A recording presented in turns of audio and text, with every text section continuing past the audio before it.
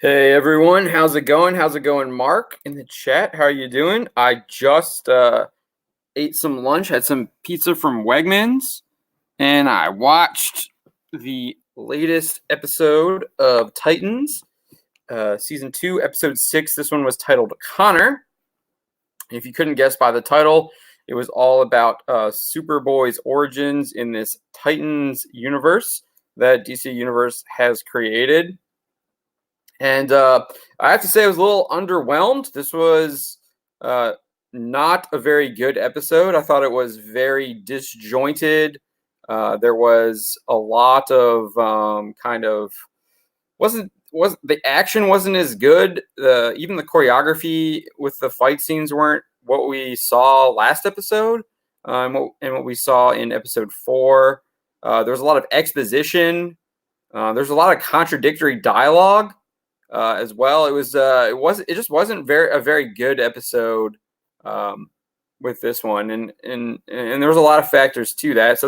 So before I go any further, this was directed by Alex Kalymnios, and it was written by Richared Hatem. So it starts off. We see what kind of where that season 1 end credits clip left us, where we're in Cadmus laboratories, and Superboy is breaking out with his trusty friend. Hey Garth, what's up? What's happening? Hey Garth. Yeah, he breaks out with his trusty friend Crypto from Cadmus Laboratories.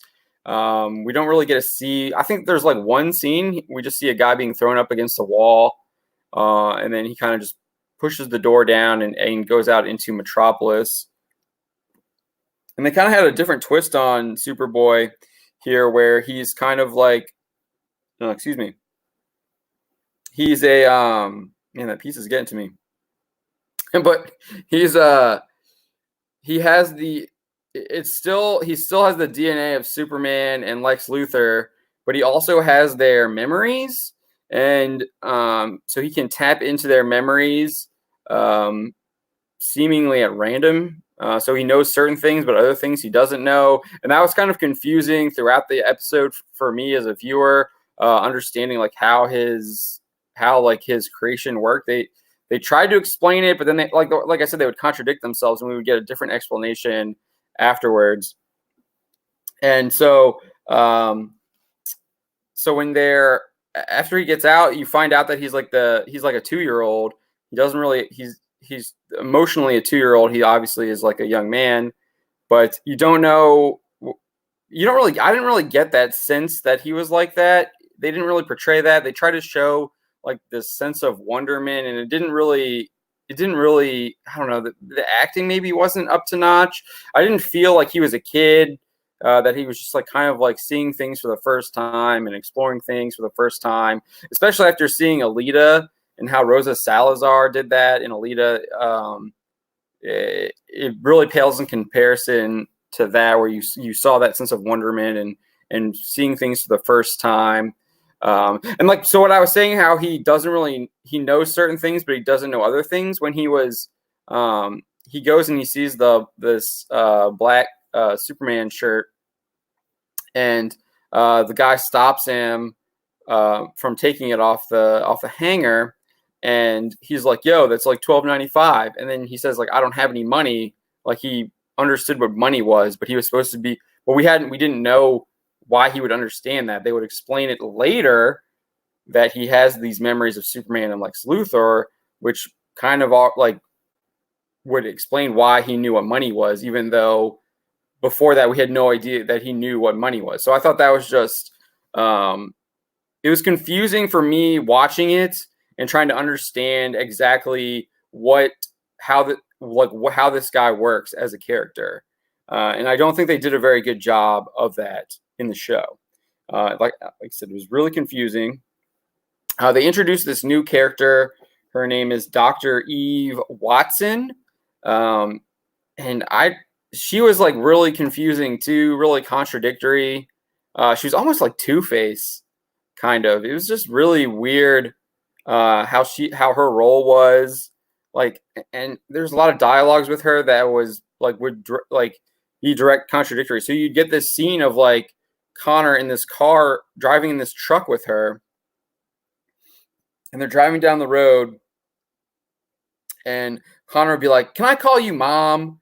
And then she smiles. And then the next scene, they're at like a I don't know, it wasn't a gas station. It was like a 7-Eleven or something in the middle of nowhere.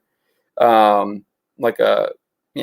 And she starts lecturing him like a mom, and then he's like, "You're not my mom." And it's just like, it was just like, it was really, really weird. And I think they were trying to play up the fact that he was supposed to be like this 2-year-old, but I don't know, it just didn't really connect with me, and it didn't work. It didn't work at all.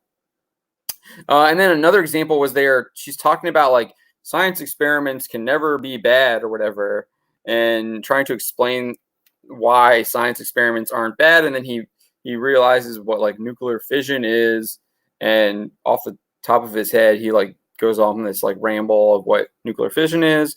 And then literally, like, I don't know, maybe 2 scenes later, they're at Cadmus in San Francisco. So they've literally driven across the entire country in one episode. And then she's saying like, yeah, science experiments can absolutely be horrible and bad. It was just super, super, didn't make sense, that you would just have those contradictory elements. And I guess you can kind of say they were trying to go for this idea that like you sometimes lie to your kids, and then explain to them afterwards. But I think that's a reach to make that argument. There's also some like really cringy dialogue. So this guy's supposed to like I said, he's not supposed to really know any references. And there's this one reference where he just sees like a field of wheat, and then he automatically assumes like, oh, I'm going to Kansas. So he goes to Kansas. And then when he gets off the bus that drops him off in the middle of nowhere, I don't even think there was a bus stop there. He just gets dropped off, and he says, "I have a feeling we're in Kansas." Like, it was just so cringe. It's like, okay, Dorothy, go back to the Wizard of Oz now. We don't need we didn't need that pop culture reference. So like, also like they're on this road trip. So they're talking about going to this cabin, and then all of a sudden she's like, "Oh, we're not going to go to the cabin anymore. We're going to go to Cadmus." And it's like, what do you do? That's what I'm talking about. Disjointed. They would tell you they were going someplace. They would never get there. They would make a pit stop and then go somewhere else. And it's like, what? What happened to going to this cabin and figuring things out? And then at the end, they like tied it up nicely with the last episode, which we kind of knew what was going to happen. There were some cool things I did like. There were some things that I did like. I liked. There was this one really cool fight scene with. They went to the Luther homestead in Kansas, and these Cadmus goons decide to raid the house where Connor's at, and there's some really cool stuff there. I really liked the scene with Crypto grabbing this RPG out of midair and then like kind of firing it back. That was really cool. The CGI on his eyes wasn't very good. From Crypto, it was a lot better with Connor when he melts the tires off one of the vehicles. And that was pretty good. What else was there? The speed did fine. Him blocking the bullets was normal. So I like that scene a lot, and you got most of that in the trailer, which is a shame because the best part of the episode they put in their trailer. I haven't really been watching the trailer, so I don't know if y'all watch the trailers, but the best scene from the entire episode was in the trailer. There was another fight. I guess it wasn't really a fight scene, but it was at the end. Connor's like jumping up into the air, leaping across buildings, and then he's kind of Mark, I liked him jumping on the buildings. That was good, but the part where he actually after he jumps off the building, you could see he was on a wire. It just looked, the way they filmed it, like it was very obvious that he looked like he was on a wire. And it didn't look like he was kind of just jumping in midair. It looked like he was on a wire. So that was my issue with that last scene. But I thought the scene at the homestead was really good, fighting the soldiers. But other than that, I mean, that was like the only thing that was really the highlight. I thought the conversation with Alexander Luthor was pretty good. In the homestead scene was the best scene. Everything else was kind of just mediocre or subpar. Honestly, you probably can just if you didn't watch this episode yet, you can probably skip it. It doesn't. It's just kind of like a. I mean, it acts as a standalone, introducing Superboy, but it's not really like important to the plot. You get one important thing to the plot, but I'm sure that they'll cover that in the recap for the next episode, and then you'll obviously figure out what happened with episode 5. So I mean, like I said, I mean, it was just the one thing I did find was cool. I like the kryptonite bullets. That was very Underworld to me with when they introduced the silver bullets and then the UV rays in Underworld, and then so they did that with kryptonite bullets. So I thought that was pretty cool. I like that. Mercy Graves' character was interesting. She wasn't on screen a lot, but she had presence when she was on screen. I felt like she dominated the screen when she was there. We never really saw her opposite Connor, though. I have a feeling that she'll probably be meeting with Deathstroke in the near future, or they'll somehow be working side by side, which makes sense given that episode 5 saw the end of Deathstroke's former partner. I mean that's kind of it. I mean, it was really just a subpar episode. It's a shame. I mean, episode 4 was so good, and then episode 5 was pretty solid. But this one was just it was disappointing. I was really disappointed by it. I really thought I was going to get something akin to what we got in the first season when we got those Hawk and Dove solo episodes, and this was nothing like those Hawk and Dove episodes. This was just very, very, very disappointing. It didn't live up to episode 4 and episode 5. I would probably say this was the weakest episode aside from the first episode so far with Titans. And I hopefully though, after we get out of this, we've got this out of the way, and we can get back to what's happening with Deathstroke, and now we have that Mercy Graves twist kind of in there, and we can move forward with that, and hopefully that's where they'll go. But what did you think about the episode, Mark? Did you like it? What about you? What about you, Garth? Did you see the episode?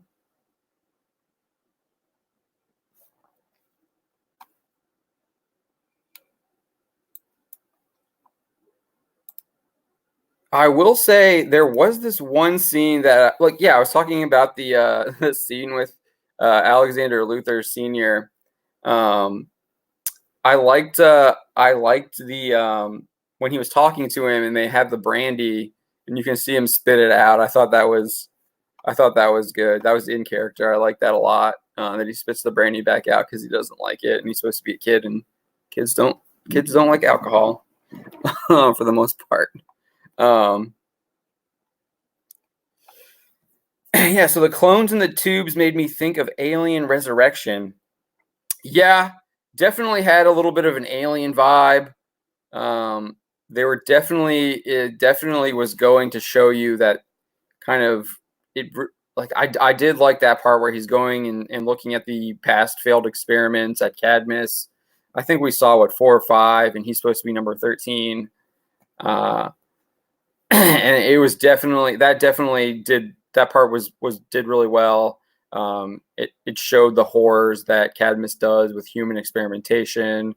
Most of them were still babies, and then you had the one that was kind of an adult like him that was half deformed, and that did a really good job of just showing the horror that Cadmus was performing with the science experiment and human experimentation, and it really gave you that vibe to it, and I thought that was pretty well.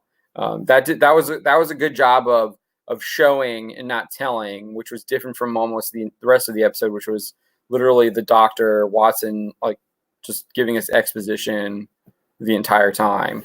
Whereas this one, we actually like got to see it, which is what they should be doing on television, especially on television. Show me more, tell me less. The Doctor was wishy-washy. I mean, it's hard to, like I said, she was two-faced. I mean, it seemed like the first half of the episode, she was just lying. Everything she said was like pretty much a lie, or you found out that it was a lie by the end of the episode, and then she's just like a self-serving wench. So I don't know. I didn't really have any sympathy for her, or I wasn't really endeared to her. I don't think we'll see her. I mean, we might see her again, I guess, but I could care less if we see her again. She just didn't really do it. Hey, Script Doctor. Yeah, so this was another flashback episode. Kind of. It kind of takes place by the end of the episode, it connects with what happened at the end of episode 5. But yeah, I assume that it's taking place during episodes 2, 3, and 5. Their travel across the United States is taking place between so when Dr. Light is like bombing Hawk and Dove in what was it, Wyoming or wherever they were, and Dr. Light's kind of like making his presence known. That's when this is kind of like taking place. It's not all the way in the past like we saw with Aqualad. It's kind of to me it's like in the recent past. So, I'm not gonna lie. I like how Lex Luthor's presence is felt in the episode. I liked that, even though we never saw him or we didn't even hear his voice. But I like that his presence was there, and I think that has a lot to do with the fact that I thought Mercy Graves was probably the most standout character of the episode, and she's communicating with Luthor. And then I guess the kind of little bit of the like that we were talking about, the scene with the scene at Cadmus, and showing the horrific experimentations and showing like this is what Luthor's capable of, and that was like his like fingerprint or thumbprint. So I like that a lot. Seeing Luthor's presence. But yeah, overall, I mean, this episode, you don't need to watch it if you haven't already. You can skip it. Doesn't really add anything to it. If you are interested in seeing any kind of tie into the last episode, you can just watch the last like 2 minutes. But yeah, I mean, for the most part, wasn't impressed. Thought this was one of the weaker episodes. I really hope DC Universe, they really need to step it up, get it back, because this was a very poor episode. Anyways, so that's kind of what I've got. Thank you all for tuning in. We're running here like 20 minutes here. It's I think that's pretty good for a review and a reaction. But yeah, thank you, Script Doctor, Mark, and Garth for stopping by. I will be back on Wednesday, 9 p.m. Eastern. We do our Bounding Live every week.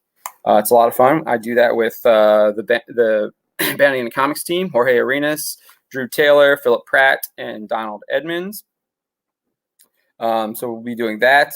And then we sometimes do live streams here and there, depending on if there's any kind of like breaking news or trailer drops, something like that. So if you haven't subscribed to the channel yet, I suggest you hit that subscribe button. And if you enjoyed this reaction review, please hit that like button.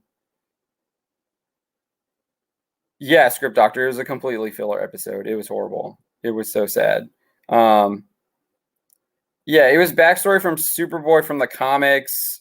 But it was like Mark's saying, yeah, it was they changed it up a little bit, I thought. I mean, from what I understood, like in the comics, he's predominantly Superman with a little bit of Lex Luthor. In the show, he's half and half, or at least that's what they allude to. So, yeah, so that was interesting, and then they change up the dynamic of how it works, where he actually has the memories of Superman and Lex Luthor now as well, and those memories affect him, and they also give him knowledge. So, yeah, RG, you're completely wrong. This was the second to worst episode for season 2.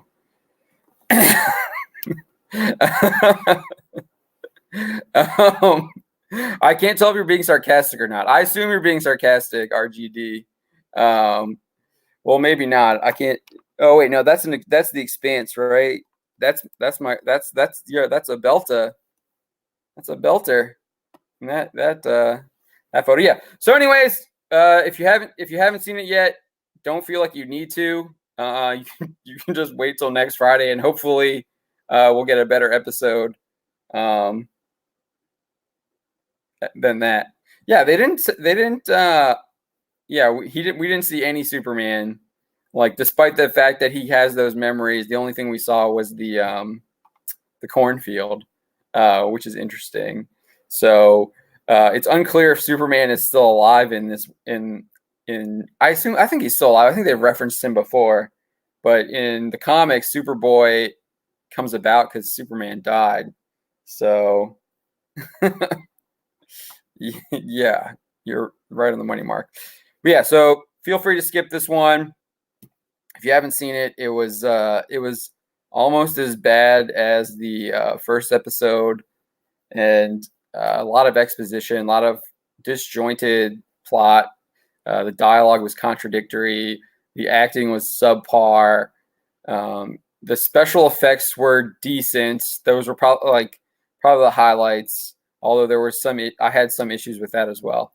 But anyways, I will see y'all next Wednesday, if not before then, on a live stream.